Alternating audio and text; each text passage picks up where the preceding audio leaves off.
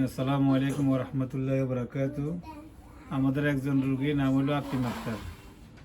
তারপর শ্বাসকষ্টের জন্য আমার কাছে আসছিল নাকি আজমা? জি, আর আজমা কত বছর ছিল?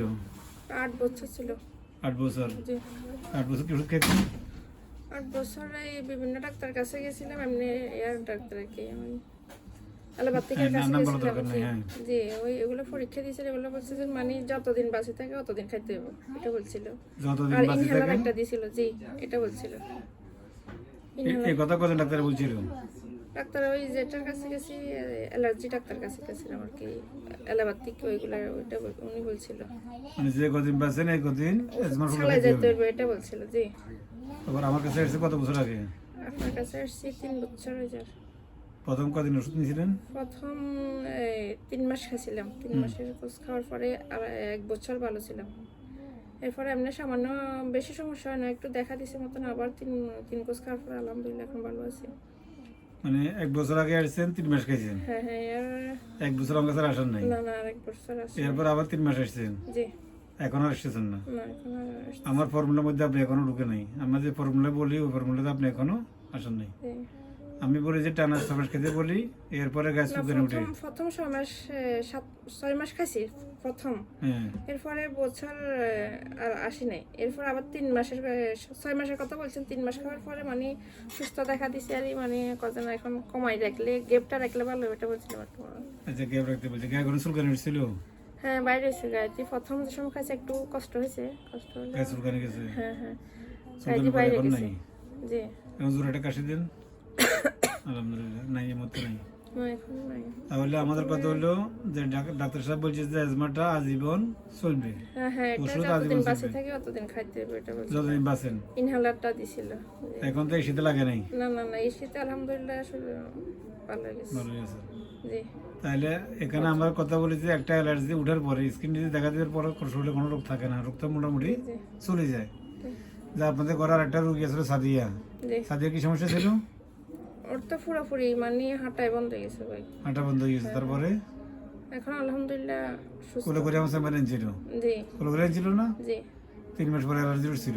জি, 3 মাস খাওয়ার পরে সুস্থ ছিল, মনের ভয়ের কারণে হাঁটতে পারতো না আর কি। এখন? এখন আলহামদুলিল্লাহ সম্পূর্ণ পারে। সুস্থ। আপনার বাবা বাবা তো হ্যাঁ, জি, এখন বয়স হলো কত?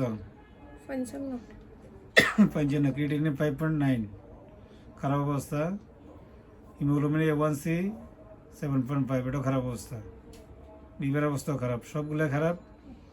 আর একটা খারাপ হইলো প্যারাথাইরয়েড হরমোনটা 588। সবগুলো মিলে উনিও খারাপ। জি উনিও খারাপের মূল্যে উনি 2 বছর আগে আমার প্রথম আসছিল নাকি?